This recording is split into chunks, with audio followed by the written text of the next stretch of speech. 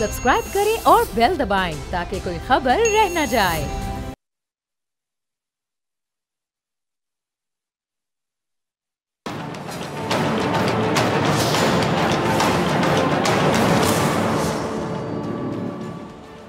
अस्सलामुअलैकुम, मैं हूं डॉक्टर फ़िज़ा ख़ान और मैं हूं पाकिस्तान। नाज़रीन, इलेक्शन जैसे ही करीब आ रहे हैं, माहौल इलेक्शंस के रंग में रंग गया है। हर जानिब जलसे जुलूसों की बाज़गश्त है। अब ऐसे में जमातों की जानिब से अपने अपने इंतखाबी मंशूर जारी करने का जो सिलसिला है वो भी जारी है। नून लीग की जानिब से भी अपने मंशूर का ऐलान कर दिया गया है, जिसमें नैब का खात्मा, 1 करोड़ से ज़ायद नौकरियों की फराहमी, गुर्बत और बेरोज़गारी में कमी, सस्ती बिजली गैस की फराहमी के वादे शामिल हैं। अब दूसरी जानिब पीपल्स पार्टी ने नून लीग के मंशूर को कॉपी पेस्ट मंशूर करार दे दिया है। मंशूर के जो अहम नुकात हैं उनमें से एक नुकता नैब का खात्मा भी है, लेकिन बड़ी इंटरेस्टिंग तौर पे हम कह सकते हैं, दिलचस्प तौर पे जो मंशूर है उससे हमें वोट को इज्जतों का बयानिया भी कहीं गायब नज़र आता है। और इसकी क्या वजह है, इस सब पे बात करने के लिए मेरे साथ मौजूद मेहमान मौजूद हैं। सीनियर रहनुमा बैरिस्टर ज़फ़रुल्लाह खान साहब, बहुत शुक्रिया बैरिस्टर साहब ज्वाइन करने वक्त देने के लिए।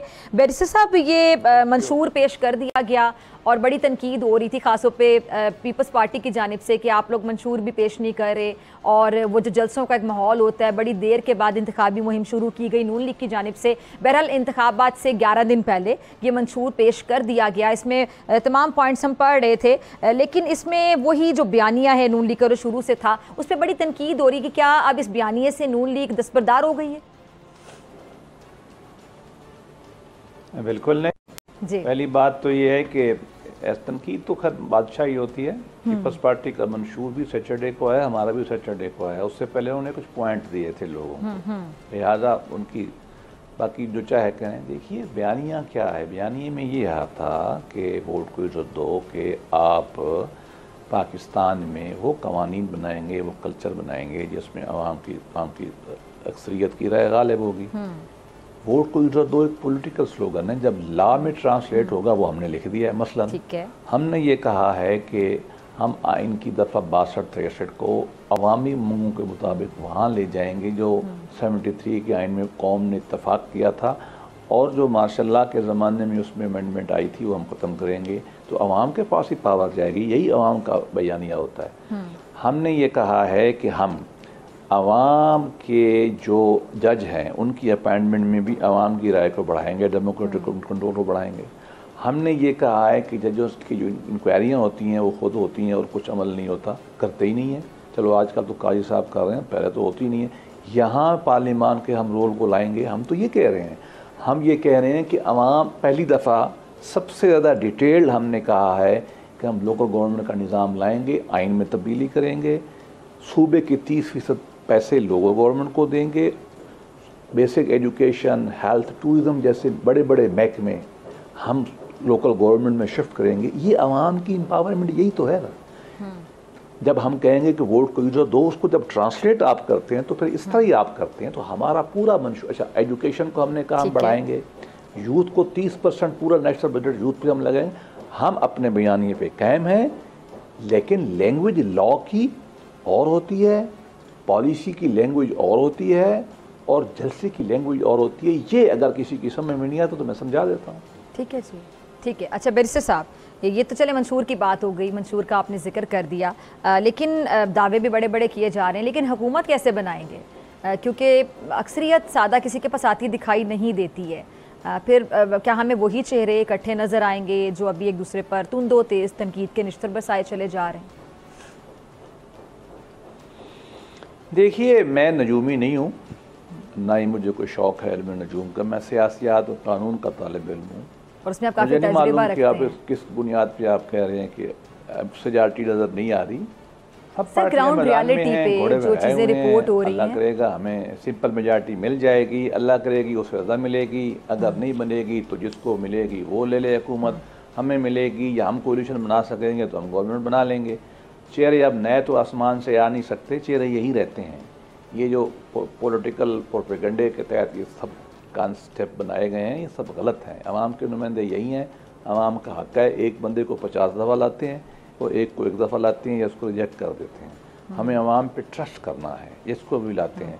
मियाँ नवाज शरीफ ने जब मंशूर लॉन्च किया तो उन्होंने ये कहा था हमारी गवर्नमेंट आई तो ये करेंगे, और अगर हम अपोजिशन में हुए, मियाँ साहब के अल्फाज थे, मैं धरने फिर भी नहीं करूँगा। और मैं जमहूरियत से चलाऊंगा मुल्क को, मैं पोजीशन का किरदार अदा करूँगा। तो हम उम्मीद रखते हैं कि इलेक्शन जैसा आपने इंट्रो में कहा माहौल बन रहा है आहिस्ता आहिस्ता, और हम यकीन से तो नहीं कह सकते, अल्लाह मुस्तकबिल जानता है, हमारी ख्वाहिश है।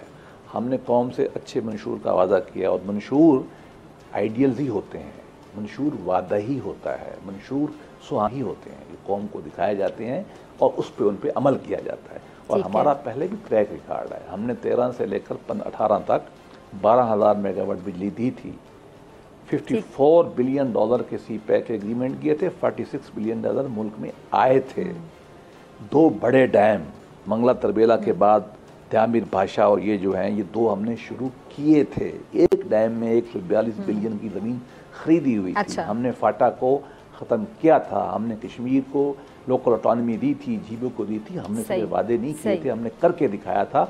और इंशाअल्लाह अब हम ज़्यादा अपने आप को बेहतर पोजीशन में समझते हैं, इंशाल्लाह हम और इसको आगे ले जाएंगे और लोगों के लिए। चले हम भी आगे चलते हैं आपकी इजाज़त से। ये जो मनाजरों की दावतें दी जा रही हैं बिलावल साहब की जानिब से, पीपल्स पार्टी की जानिब से, ये अच्छी प्रैक्टिस है? क्या लगता है आपको? अभी तो खैर आपकी मुस्कुराहट ने आधा जवाब दे दिया, बाकी आप दे दें। देखिए पाकिस्तान है, फ्रीडम है, जो चाहे कह दे। जी जी। अमेरिका में एक डिबेट होती है प्रेसिडेंशियल कैंडिडेट्स की। आज थोड़ा सा कुछ सालों से गालिबन मेरा ख्याल है बरतानिया ने नकल मारनी शुरू की है। इस तरह की जब नेशनल डिबेट पाकिस्तान के कभी पॉलिटिकल कल्चर में आ जाती है तो मुझे क्या प्रॉब्लम है, होनी चाहिए। लेकिन पाकिस्तान का पॉलिटिकल कल्चर, जो पॉलिटिकल कन्वेंशन है, वो जलसों पे चलता है। मैं जलसों के हक में नहीं हूँ, किसी दुनिया में जलसे नहीं होते, आपको पता ही है। बरतानिया में जिस दिन इलेक्शन होता है छुट्टी नहीं होती, लोग घर जाते हैं, दफ्तर वोट दे देते हैं। ये जलसे बहुत कास्टली में राती रहा है, जलसे और इलेक्शन कैंपेन पाकिस्तान में बहुत कास्टली है। ये चीज़ें ख़त्म होनी चाहिए और इसको हमें सिंप्लीफाई करना चाहिए ताकि आप जैसा कोई आदमी और मुझ जैसा आदमी में इलेक्शन लड़ सके। और उसके लिए टाउन मीटिंग करनी है, उसमें पब्लिक डिबेट करनी है, टेलीविज़न पर उसमें इंटरव्यू देने हैं, जो करना है करें, मुझे कोई प्रॉब्लम नहीं है। लेकिन ये एक नेचुरल एवोल्यूशन के तहत होगा। मुनाजरे के लफ्ज़ से मुझे ज़ाती तौर पर चिढ़ है, ये मजहबी लोगों ने किया। आपको ये जो मुनाजरे का लफ्ज़ है इससे चिढ़ है, या जो बिलावल साहब ये मुनाजरा बोलते हैं उससे चिढ़ है? नहीं, मुझे तो मुनाजरे से चिढ़ है। मुनाजरे की पाकिस्तान की इस्तिलाह हमारी टर्म है, उलमा बैठ के करते हैं। आप ज़रा यूट्यूब पे देखें ना, उस पर लड़ाइयाँ कितनी होती हैं तारीख में। लेकिन पॉलिटिकल डिबेट होनी चाहिए, डिस्कशंस होनी चाहिए, तबादला ख्याल होना चाहिए, ये चीज़ें सही हैं। मैं सदा, और बिलावल यंग आदमी है, लीडर है, मैं तो अदब करता हूँ, अच्छा है, let he see what he wants. लेकिन मैंने आपको अपनी राय दे दी है कि दूसरे के साथ बैठने के लिए बैरिस्टर साहब, ये तो मसला है। नहीं, हम तो तैयार हैं, हम तो उनके साथ पहले भी थे, आज भी उनके साथ हैं। पीपल्स पार्टी पार्लियामेंट में इकट्ठे बैठने के लिए तैयार हो जाते हैं, जैसे हमने बीते 16 महीने देखा। नहीं, यहाँ भी तैयार हैं हम। अभी भी कल मियाँ साहब ने परसों जो तकरीर आपने पता नहीं पूरी सुनी है, मैं हम पूरी तकरीर सुनते हैं। मियाँ साहब कितनी तारीफ की है कि हमने ये कॉपरेशन किया, हमने ये कॉपरेशन किया, उनकी गवर्नमेंट में हमने किया, हमारी उनकी। देखिए हमने वैसे ही ना चीज़ों को बाज़ औक़ात खामखा एक परेशानी की तरफ ले जाते हैं। ये फौज नहीं होती, यूनिट नहीं है, मार्शल लॉ नहीं है जमहूरियत। नॉइज़ जो है ना, नॉइज़ और केओस जमहूरियत का हुस्न है।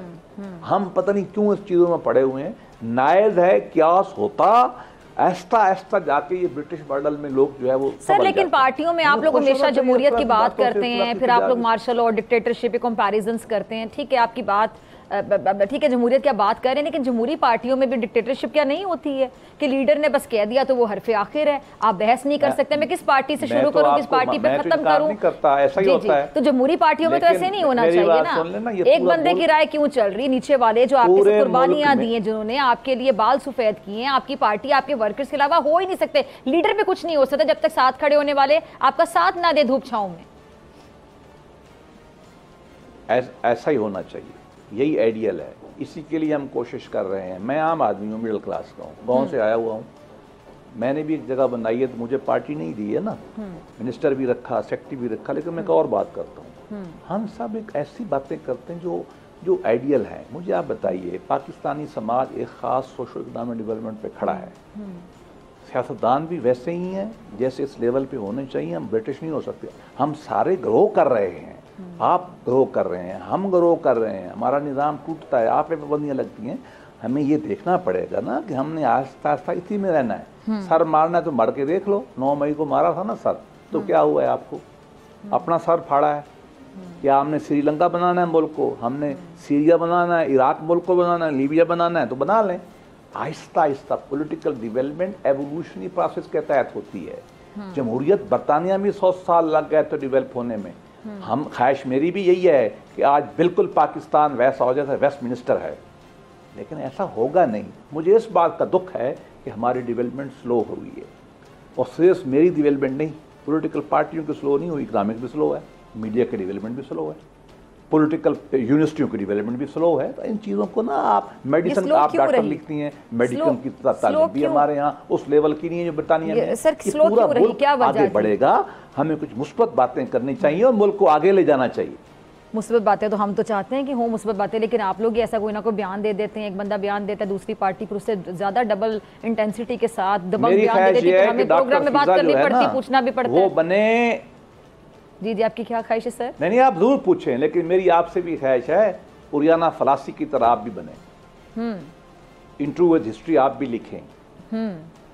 ठीक है जी, चले खैर अब आपने तो मुझे मशवरे देने शुरू आगे बढ़ेगी ना, इकट्ठी को एक तबका नहीं बढ़ सकता। ठीक है, आपने बहुत अच्छा मशवरा दिया। आप मुझ पे ग्रेल कर रहे हैं ऐसे कि जैसे हम कुछ नहीं कर रहे, तो फिर मैं मशवरा दूंगा ना कि आप बिल्कुल मैं सिर्फ सवाल पूछ रही हूं। हमारे अवामी नुमाइंदे, हमारी पार्लियामेंट में जो कुछ हो रहा होता है, जब पार्लियामेंट होती है, अवाम के पैसों के बजट से जब इजलास हो रहे होते हैं और इजलास किस तरह नजर हो रहे होते हैं, लड़ाई शोर शराबा हो रहा होता है, और आप कोई वॉकआउट कर जाता है, किसी को बात नहीं पसंद आती, एक दूसरे पर तनकीद होती है, बिलो दी बेल्ट बातें होती हैं, जाती पकड़ियां उछाली जा रही होती हैं, तो फिर मीडिया उस तरह की बात जो आप कह रहे हैं, ठीक है, बहुत अच्छी है, मुझे सुन के बहुत अच्छा लग रहा है, लेकिन जो कुछ हमारे अवामी नुमाइंदे कर रहे होंगे, हमने तो फिर वही सब दिखाना है, स्क्रीन पे सवाल भी पूछना है, जवाब भी लेना है।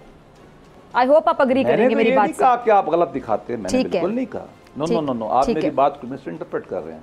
चलिए आगे चलते हैं। ठीक है, आगे चलते हैं। मैंने तो कहा हम ये करते हैं, मैं तो कह रहा हूँ हम ये कर रहे हैं, मैंने इनकार कब किया है? ठीक है, ये बड़ी आपने अच्छी बात की कि आपने कहा हो रहा है। ठीक है, चलिए, जो डेवलपमेंट है, जहाँ हमारी सोसाइटी खड़ी है, वहाँ यही कुछ होगा। ठीक है, उसमें सबका किरदार है थोड़ा बहुत, ठीक है, किसी का ज्यादा हो सकता है, किसी का कम। आई टोटली अग्री कि अगर सोसाइटी यहाँ पे खड़ी है तो उसमें अवाम का भी कहीं ना कहीं किरदार होगा, हुक्मरानों का भी होगा, सबका किरदार होगा, सब अपनी अपनी जिम्मेदारी लें ताकि आगे बढ़े। लेकिन यह जिम्मेदारी को ले नहीं रहा होता ना, दूसरे पे जिम्मेदारी फेंकी जा रही होती है। ये पीछे 16 महीने वाली हुकूमत आपके सामने है। हम तो कोशिश कर रहे हैं। बैरिस्टर साहब, मंशूर में आप हम सब चाहते हैं कि हम आगे बढ़े। ठीक है, मंशूर में एक नैब के खात्मे का जिक्र किया गया, आगे जाके अगर आपकी हुकूमत होती, नैब का खात्मा हो जाएगा, तो फिर एहतसाब कौन सा इदारा करेगा?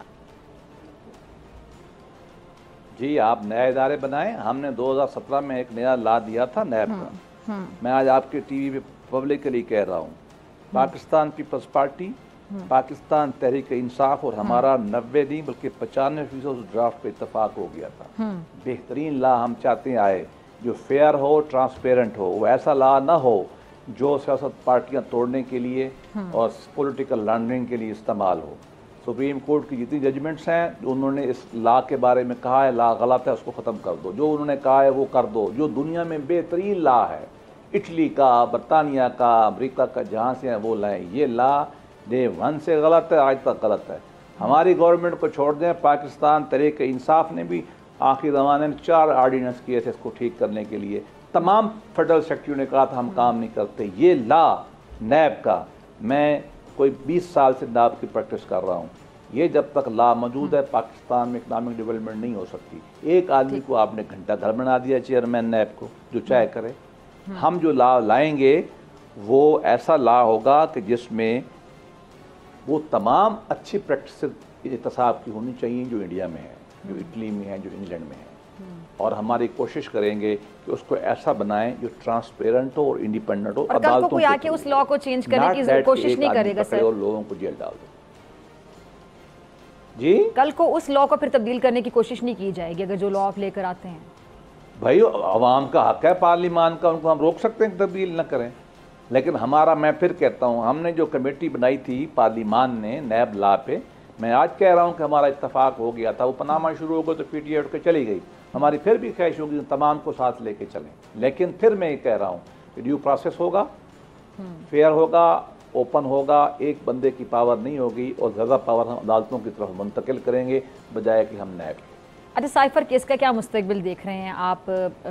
बैरिस्टर भी हैं, आपकी बड़ी प्रैक्टिस है। मैंने केस पढ़ा नहीं है, मैं उस तरह का आदमी नहीं हूँ कि जो पार्टी लाइन पे किसी पे चढ़ाई कर दे, मैंने नहीं पढ़ा। अलबत्ता मैं एक बात कह सकता हूँ, मैं इंटरनेशनल रिलेशंस का प्रोफेसर रहा हूँ।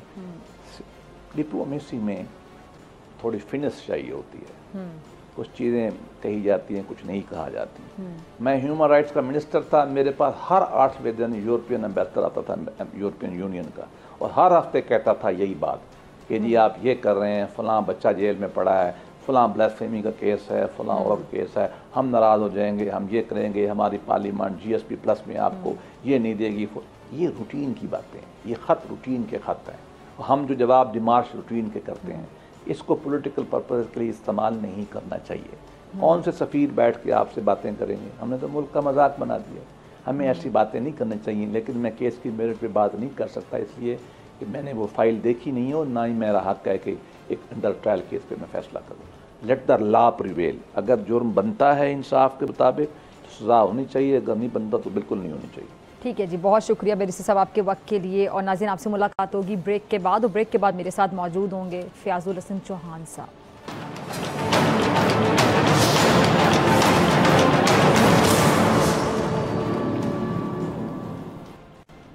वेलकम बैक नाजरीन। एक तरफ हम देख रहे हैं कि मुल्क बड़ी मुश्किल से मुआशी अदम इस्तेहकाम के भंवर से निकला है, और दूसरी जानिब एक सियासी जमात जो कि सियासी इस्तेहकाम को अदम इस्तेहकाम की जानिब बाकायदा धकेलने पे गामजन है। सियासी रैलियों के नाम पर बाकायदा इंतशार फैलाया जा रहा है, इंतशार की सियासत की जा रही है। 28 जनवरी को मखसूस सियासी जमात ने पाकिस्तान बिलखुसूस कराची में रैली मुनक्किद की, जो दरअसल मुनज़्ज़म मंसूबे के तहत कराची की पुरअमन फ़ज़ा को इंतशार में धकेलने की सीधी सीधी एक साजिश साबित हुई है।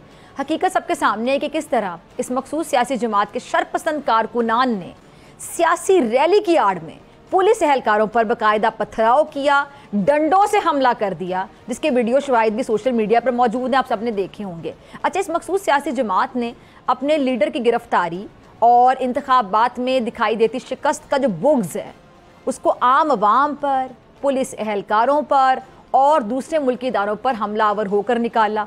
और जलसे के दौरान शरपसंदों ने एक बार फिर पुलिस से ना सिर्फ बदज़बानी की बल्कि पुरतशद्दुद रास्ता भी अपनाते हुए पथराव करना शुरू कर दिया, जिसके नतीजे में SHO समेत मुतादिद पुलिस एहलकार ज़ख्मी हो गए हैं। और वाक़े की जो कवरेज करने वाले निजी TV चैनल के कैमरामैन हैं, उनको भी शदीद ज़ख्मी करते हुए उसका कैमरा तक तोड़ दिया है। अब एक सवाल है, बड़ा बुनियादी सवाल, कि इस जमात को इंतशार से आखिर कैसे रोका जाए, क्योंकि ये सिलसिला तो बढ़ता चला जा रहा है और खुदा ना ख्वासा कहाँ जाके रुकेगा अगर इनको ना रोका गया। इस सब पे बात करने के लिए मेरे साथ मौजूद हैं सीनियर रहनुमा IPP फ़याज़ुल हसन चौहान साहब। बहुत शुक्रिया ज्वाइन करने के लिए, चौहान साहब वक्त देने के लिए। चौहान साहब, आपकी जो साबिक जमात है बाज नहीं आ रही है, मुस्तकिल तौर पे हम देख रहे हैं कि जो सियासी अदम इस्तेहकाम है इसको दावत दे रही है। क्या है गम और गुस्सा जो निकाले चले जा रहे हैं? इनका जो बानी है, बानी चेयरमैन, वो अगर जेल में है तो उसका गुस्सा ये अवाम पर, पुलिस पर, इस तरह सड़कों पर आकर निकालेंगे। बिस्मिल्लाहिर्रहमानिर्रहीम। देखें, ये दिन ब दिन सूरत हाल बिगड़ती जा रही है और उसकी बुनियादी वजह बानी चेयरमैन तहरीक इंसाफ का अपना एटीट्यूड, अपनी पॉलिसी, अपना रवैया और अपनी कैंपेन थी। मैं ये समझता हूँ कि अच्छी भली एक पार्टी थी, एक सोबर पार्टी थी, एक पॉपुलर पार्टी थी, एक अपर मिडिल क्लास, पढ़ी लिखी अपर मिडिल क्लास की नुमाइंदा पार्टी थी। लेकिन बानी चेयरमैन तहरीक इंसाफ ने कुछ लोगों के इशारों पे नाच कर और कुछ बैरूनी ताकतों के इशारों पे नाच कर इसको एक दहशतगर्द पार्टी बना दिया है। और हर आने वाला वक्त सोशल मीडिया से लेकर प्रैक्टिकल पॉलिटिक्स में इनके रवैये को दहशतगर्दी की तरफ जनाब मोल्ड करता हुआ नजर आ रहा है। और आप सिर्फ ये मत देखें कि इस वक्त जनाब आपकी सिर्फ कराची के हालात, आपको जनाब बाकी जगहों पे भी सोशल मीडिया पे अगर आप देखेंगे तो सोशल मीडिया के ऊपर भी आपको जो तूफान बदतमीजी नजर आ रहा है। अभी आप देखें कि आज की खबर है कि गुलाम शबीर नामी वो बंदा के जिसकी एक वीडियो वायरल हुई थी जिसपे उसने चीफ ऑफ आर्मी स्टाफ के खिलाफ एक इंतहाई गलीज और गंदी ज़बान इस्तेमाल की थी। जब इंक्वायरी की गई तो पता चला कि उसको तो वकार खान नामी ओवरसीज चैप्टर है इनका तहरीक इंसाफ का, उसका ओहदेदार है, उसने उसकी गुर्बत का फ़ायदा उठाते हुए उसको पैसे दे के ये सारी बातें कहलवाई। अच्छा। और उसने कहा जी मेरी तो गुर्बत का फायदा उठा के मुझसे ये बातें कहलवाई गई, मुझे तो कुछ भी नहीं पता नेशनल ना इंटरनेशनल पॉलिटिक्स का। इस अंदाज से मुल्क दुश्मन ताकतों की एजेंसियों की गोद में बैठ के तहरीक इंसाफ मुसलसल पाकिस्तान की आवाम के जहनों को खराब कर रही है, अदारों के हवाले से, अदालतों के हवाले से, और पाकिस्तान के जितने उनके सियासी मुखालफिन हैं।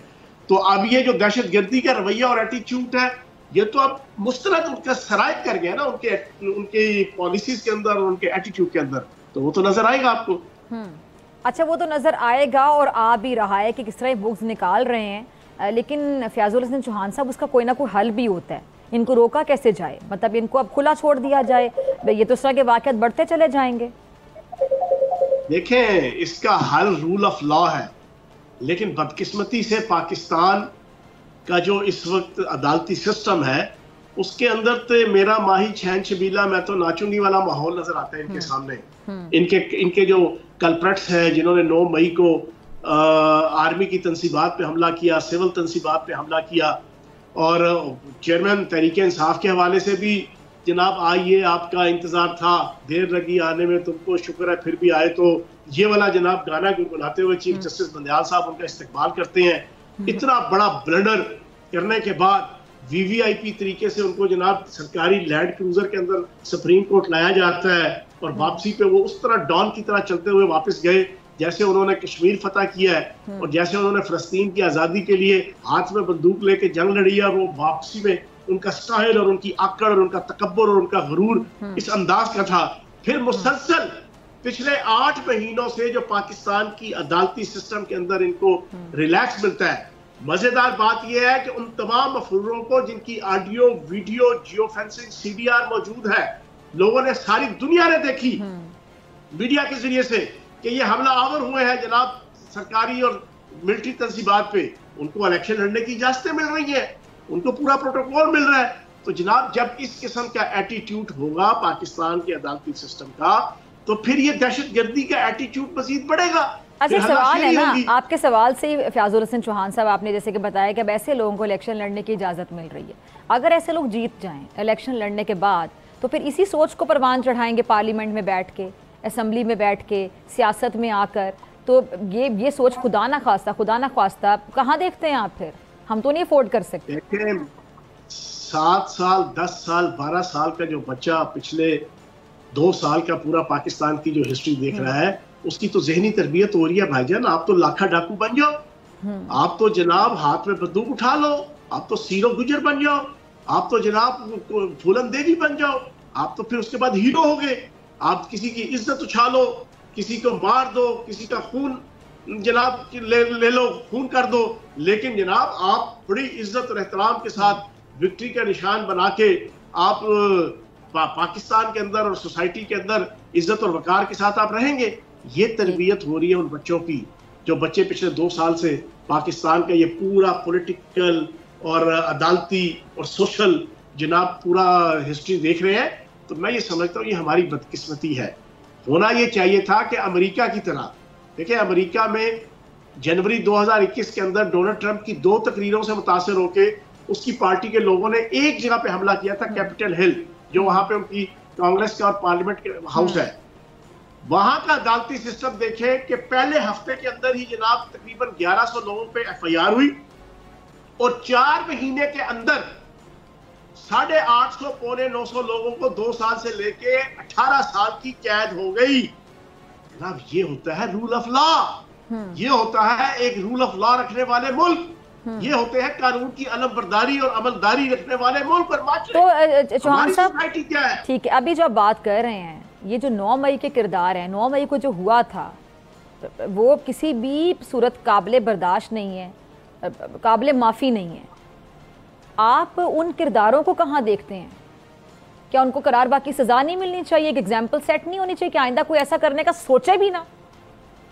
मैं तो पिछले 8 महीने से कह रहा हूँ कि जो तो 100% कसूरवार हैं, चेयरमैन तहरीक इंसाफ से लेके नीचे तक जिनके प्रूफ्स हैं, उनको तो सजा मिलनी चाहिए। जो बेगुनाह है, जो साबिक चेयरमैन, जो बेगुनाह है इसमें पकड़े गए हजारों लोग हैं, खानदान तबाह है। फिजा मैं आपको क्या बताऊं, हजारों खानदान तबाह हैं, उनके चूल्हे बंद हैं इस साबिक चेयरमैन तहरीक इंसाफ की दहशतगर्दाना पॉलिसीज की वजह से।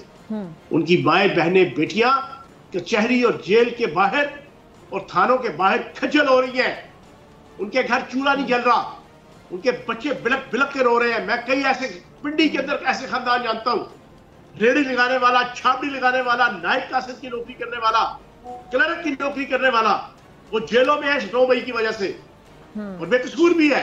लेकिन जो कसूरवार है वो तो इलेक्शन लड़ रहे हैं, वो तो विक्ट्री के निशान बना रहे हैं, वो तो अंदर देसी अंडे, देसी बकरे, तो फिर मैसेज क्या जा रहा है इससे? वो खा रहे हैं। तो ये पाकिस्तान का, तो चौहान साहब इससे मैसेज क्या जा रहा है? भाई इसमें मैसेज क्या जा रहा है कि हमारी रियासत और हमारा अदालती सिस्टम, हमारा अदालती सिस्टम आगे दुनिया के 150 मुल्कों में आखिरी नंबरों पे है, आखिरी। इसी वजह से है, कोई रूल ऑफ लॉ नहीं है। हमसे कहा जाता है भाई इश्तिहारियों को किस कानून के अंदर लिखा है कि इलेक्शन ना लड़ने दिया जाए। और भाई कोई अक्ल समझ के साथ भी कोई बात चलती है। और एक बंदा है, उससे सरेआम दुनिया चेंज हो गई है। अब जनाब सोशल मीडिया का दौर है, टेक्नोलॉजी का दौर है। अब इश्तिहारी वो इश्तिहारी नहीं जिसने दुनिया के टीवी कैमरों के सामने किसी को कत्ल कर दिया। टीवी कैमरों ने 1 हफ्ता जनाब वो कत्ल की जनाब कवरेज चलाई। अदालत के अंदर जनाब जाए तो उसको इलेक्शन की लड़ने की इजाजत दे दे उस कातिल को अदालत कि भाई अभी तो इसको सजा नहीं हुई। और सारी दुनिया ने देख लिया कि भाई वो कातिल है, सारी दुनिया ने देख लिया कि वो रेपिस्ट है, सारी दुनिया ने देख लिया कि वो रियासत के खिलाफ गद्दारी करने वाला और रियासती अदारों पे हमला करने वाला है। वीडियोस जगह जगह हर बंदे के हाथ में मौजूद है। अदालतें कहती है कि अभी तो वो इश्तिहारी को जनाब इलेक्शन लड़ने की इजाजत मिलनी चाहिए। खुदा का वास्ते यार, वो कोई इज्तिहाद भी होता है। इज्तिहाद किसको कहते हैं? इज्तिहाद इसी को कहते हैं कि मौका मुनासबत के मुताबिक जनाब पॉलिसीज बनाना। ये ऑडियो वीडियो दौर है, ये साइंस और टेक्नोलॉजी का दौर है, ये सोशल मीडिया का दौर है, ये इलेक्ट्रॉनिक मीडिया का दौर है। इसमें एक बंदे ने कत्ल किया, रेप किया, रियासती अदारों पे हमला किया, फौजी तंजीमात पे हमला किया, अपने मुल्क की अपनी फौज के जवानों और अफसरों को डंडों से मारा और वो वीडियो बच्चे के हाथ में है। लेकिन अदालत कह रही है क्योंकि उसको सजा नहीं हुई इस वजह से वो इलेक्शन लड़ेगा, वो वजीर बनेगा, वो वजीर आला बनेगा, वो वजीर आजम बनेगा, वो एंजॉय करेगा। ये है जी हमारा सिस्टम। और अपनी सोच को खुदा ना खासा परवान भी चढ़ाएगा। परवान भी चढ़ाएगा, परवान खुद चढ़ेगी, वो तो खुद चढ़ेगी ना। फिर हर बंदा कहेगा यार कोई मसला नहीं, उठो, हाथ में डंडा लो, बंदूक लो, रेंजर्स के ऊपर हमला करो, जनाब डीआईजी के ऊपर हमला करो, जिले शाह मरवा दो, लोगों की माओ बहनों बेटियों को हाथ में डंडा दे के उनके गले से दुपट्टा उतरवा के उनको सड़कों में रियासत से टकराने के लिए ले आओ। वही नहीं भाई, हीरो बनोगे, विक्ट्री का निशान। वो लड़कियां भी हीरो बनेंगी, उनको जनाब सोशल मीडिया के अंदर, अदालतों के अंदर इजाजतें मिलेंगी, इलेक्शन लड़ो भाईजान, शाबाश, वेल एंड गुड, लगे रहो मुन्ना भाई। अच्छा ये बताएं कि सुनने में ये आ रहा है कि ये जो बाइकॉट के हवाले से कि शायद इंतखाबात से एक दिन पहले इनका प्लान था कि बाइकॉट भी कर सकते हैं इसी सियासी जमात का। अब बहरहाल सूरत हाल कुछ मुख्तलिफ लग रही है, जैसे कि आप भी बता रहे हैं कि कुछ ऐसे लोगों को भी इंतखाबात लड़ने की इजाज़त मिल गई है जो कि इंतशार वाली सोच का बाकायदा इजहार कर चुके हैं और अगर ये जीत जाते तो खुदा ना ख्वास्ता आगे ज़ाहिर बात है इसी सोच को परवान चढ़ाएंगे। अब आपको क्या लगता है कि इनका जो प्लान सी है जिसके हवाले से बड़ी बातें हो रही, चाहे मगोइयाँ हो रही, क्योंकि आप तो बड़े करीब रहे हैं चौहान साहब, वो अलग बात है कि गिल जैसे साहिबान ने आपको दूर रखने की भी कोशिश की अपने बानी चेयरमैन से और आपने उसका बरमला बाद में इजहार भी किया, लेकिन अच्छी बात है आप ज़्यादा करीब नहीं हुए, वरना आपकी सोच भी वैसी ही होती। ये वैसे अच्छी बात नहीं है। हो भी नहीं सकते थे, मैं ज्यादा करीब हो भी नहीं सकता था, क्योंकि हर वक्त नबी पाक सल्लल्लाहु अलैहि वसल्लम की नामूस और नबी पाक सल्लल्लाहु अलैहि वसल्लम की खत्म नबूवत का नारा लगाने वाला, दावा करने वाला, उनकी हिफाजत का, वो कभी भी साबिक चेयरमैन तहरीक इंसाफ के करीब नहीं हो सकता, क्योंकि उसके करीब वही हो सकता था कि जो उनका मुनकर होता था। जो खत्म नबूवत का मुनकर होगा वो उनके करीब होगा। जो खातमुन नबीयीन ना कह सके, जो सल्लल्लाहु अलैहि वसल्लम नबी पाक सल्लल्लाहु अलैहि वसल्लम पे दुरूद ना भेज सके, वही उसके करीब होगा। जो अमेरिकी नेशनैलिटी होल्डर होगा वही उनके करीब होगा। जो बैरूनी एजेंसियों का एजेंट होगा वही उनके करीब होगा। फयाजुल हसन चौहान को 17 साल खून पसीना एक करने के बावजूद कभी भी अपनी किचन कैबिनेट में शामिल नहीं किया। उसकी बुनियादी वजह यह है भाईजान, मैं पाकिस्तान की फौज और आर्मी से मोहब्बत करने वाला और नामूस रसालत और खत्म नबूवत का तहफ़्फ़ुज़ करने वाला मैं एक इंसान हूँ, तो वो उनके करीब नहीं हो सकता था। तो इस वजह से मैं ये समझता हूँ कि अल्लाह पाक के हर काम में बेहतरी है। हमने तो उनको देखा था प्योर दुनियावी नुक्ता नजर से कि वो करप्ट नहीं है, बददियानत नहीं है और मुहिब्बे वतन जनाब एक लीडर है। लेकिन जब इक्तदार गया, इक्तदार जाने के बाद जो एटीट्यूड और रवैया मुसलसल देखते देखते देखते देखते देखते गए तो सारी चीजें क्लियर हो गई। फिर यह भी पता चल गया कि गोल्ड समित का पीछे क्या किरदार है इनके ससुरालियों का। और एक चीज मैं आपको बता दूं, आपने कहा कि प्लान सी जनाबे वाला ऑपरेशन गोल्ड समित प्लस वो लॉन्च होने वाला है प्लान सी में। और आप प्लान सी में, और आपके टीवी चैनल ने भी कल उसको एक्सपोज किया, बाकी टीवी चैनल्स में भी किया। मेरी इंफॉर्मेशन ये है कि इनका जो साबका ससुराल है गोल्ड समित खानदान, जो सहूनी और यहूदी मशहूर जमाना खानदान है, उन्होंने अपने मोहरे को बचाने के लिए एक ऐसा प्लान तश्कील दिया जिसके तहत पाकिस्तान में कोई भी बड़े से बड़े कार्रवाई हो सकती है। दहशतगर्दी की कार्रवाइयां, अल्लाह खैर करे, हॉट पॉट तरीके से जनाब अफरा तफरी और फस क्रिएट करना पाकिस्तानी माशरे में, और एक दहशतगर्दी की नई लहर लेके आना। फिर इंटरनेशनल लेवल पे मीडिया पे हर रोज जाली नामों से जनाब आपके आर्टिकल्स लिखवाए जा रहे हैं। एक इंतहाई गंदी और गलीज किस्म की वीडियो पाकिस्तान की रियासत के खिलाफ, रियासती इदारों के खिलाफ, अफवाज पाकिस्तान के खिलाफ इन्होंने बना के रख ली है, वो रिलीज करने वाले हैं। ये सारे का सारा ऑपरेशन गोल्ड समित प्लस है कि जो अपने जनाब मोहरे को बचाने के लिए यहूदी और सहूनी ताकतें वो जनाब लॉन्च करने लगी हैं। लेकिन इंशाल्लाह जिस तरह पहले इनकी हर पॉलिसी नाकाम हुई, इंशाल्लाह इस दफा भी नाकाम होगी।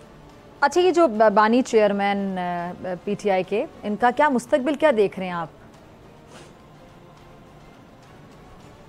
सर मेरी प्रेडिक्शन ये है, ये आप नोट कर लीजिएगा जी जी, कि इनको इस अदालत से शायद सजाए मौत हो, क्योंकि साइफर के सजाए मौत कह रहे हैं। मैं अपनी ख्वाहिश आपकी प्रेडिक्शन जी, मैं प्रेडिक्शन बता रहा हूँ कि इनको, क्योंकि दो ही सजाएं हैं साइफर केस में, तो दो सजाएं हैं, या मौत की सजा है या उम्र कैद है, दो ही है, तीसरी तो कोई सजा नहीं है इसमें। तो इसमें इनको यहाँ से सजाए मौत होगी, मुझे लगता है ऐसे है। बाद में हाई कोर्ट में अपील या सुप्रीम कोर्ट में अपील में वो उम्र कैद में तब्दील हो जाएगी। ये मेरी एक प्रेडिक्शन है, मेरी एक असेसमेंट है, being a political worker, being a political analyst. लेकिन जो झंझलाहट, जो बौखलाहट, जो साइको केस इस वक्त साबिक चेयरमैन तहरीक इंसाफ जेल के अंदर बने हुए हैं, मुझे वो देख के उन पे तरस भी आ रहा है और अफसोस भी हो रहा है। तरस इस वजह से आ रहा है कि भाई अगर आप समझते हैं कि आप हक पे हैं, आप सच पे हैं, तो फिर ग्रेसफुली फेस करें, ग्रेसफुली। लेकिन अगर आप समझते हैं कि आप हक पे नहीं थे, आपसे गलती हो गई, आपको कोई इस्तेमाल कर गया, आपकी मिसेज ने इस्तेमाल किया, उस मिसेज के पीछे के लोगों ने इस्तेमाल किया, इंटरनेशनल किसी कम्युनिटी ने इस्तेमाल कर लिया, किसी बाहर के प्लेयर्स ने इस्तेमाल कर लिया, तो भाई फिर एक अच्छे इंसान की हैसियत से आप पूरी पाकिस्तानी कौम के सामने हकायक रख के आप बैकआउट करें। इसमें कोई ये नहीं है कि आप डर गए, ये ऐसी बात नहीं है, आप वो भी नहीं करते। आप झंझलाहट के साथ कभी जज से लड़ते हैं, कभी प्रोसिक्यूटर से लड़ते हैं, कभी सरकारी वकील से लड़ते हैं, कभी दीवारों से टकरे मार रहे हैं, कभी गालियां दे रहे हैं। ये कोई एक यानी शदीद फ्रस्ट्रेशन का शिकार है। हाँ जी, ठीक है जी चौहान साहब, बहुत शुक्रिया आपके वक्त के लिए। और नाज़रीन, इसी के साथ मुझे दीजिए इजाज़त, आपसे मुलाकात होगी इंशाल्लाह कल सेम टाइम सेम चैनल। अगर ज़िंदगी ने वफ़ा की, दुआओं में याद रखिएगा, अपना बहुत ख्याल रखिएगा। अल्लाह निगहबान।